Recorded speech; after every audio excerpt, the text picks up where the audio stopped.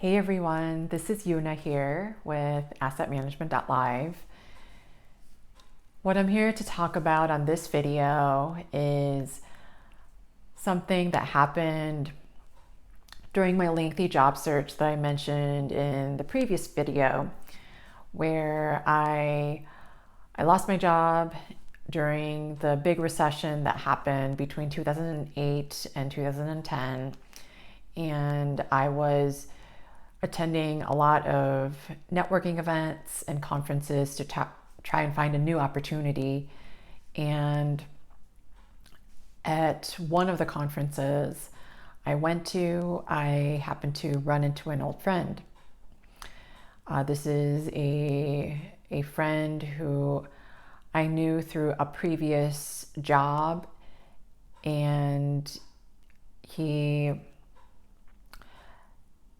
had some not so good news to share with me, where he told me that another mutual friend had died very recently, just a day or two before the conference. It was very recent, and he said that this particular friend was somebody who I knew also from a very different context, and she was somebody who was extremely hardworking and ambitious, and she was actually still in school at the time.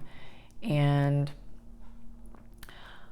I heard from him that she had taken her own life because she was diagnosed with cancer, and that it was a big shock to everybody that she made that decision and that happened the way it did, because even despite the diagnosis, there were still options, there were still ways to work through the situation, but she decided that it wasn't worth living for anymore. And so after I heard the news, I was quite stunned. I didn't know how to feel. I didn't know what to really say, except just the standard, oh my God, I can't believe that she's gone, that she just did that. She made that decision, and she's not here anymore, and I'll never see her again.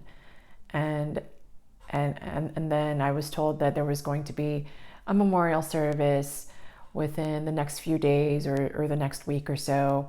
So if I was interested, a lot of other people were also making plans to gather at that event. So if I was interested, he was going to provide the details. And so I made the decision to attend the event because I just happened to be in town. And interestingly, the conference where we met was not that far away. It was a few hours away, and where my mom was staying at the time was also in town and very close to where the memorial service was happening. And so it was just a very shocking event, a big blow. And this friend of mine, she was somebody I had known fairly early on. It was in university where I had met her, and she was extremely bright, very ambitious, probably the most smartest people that I knew, who spoke multiple languages, and she was able to win a contract with a major federal agency for a technical project, and somebody who was very driven and was just also extremely kind and very giving, and it was really sad to hear that she made that decision. And I remember going to the memorial service and seeing and reconnecting with a lot of the people there, and what went through my mind was how short and fragile life is, and our time here on earth, it can go by in a blink. And the fact that I was able to attend her memorial service, and I also heard the news at the conference by running into an old friend. It was also kind of, I felt like it was a sign. It was a sign that God was saying that maybe I'm not supposed to be working at that moment, that I am supposed to be thinking and doing other things. And the fact that I lost my job, that it's all for a reason. And I have to say it put me in a position where I did a lot of self-reflection and just thought about my own priorities when it came to work and career, or career and life balance, and what was really important to me, because it just made me realize that well, I mean, anything can happen to anybody. And also the fact that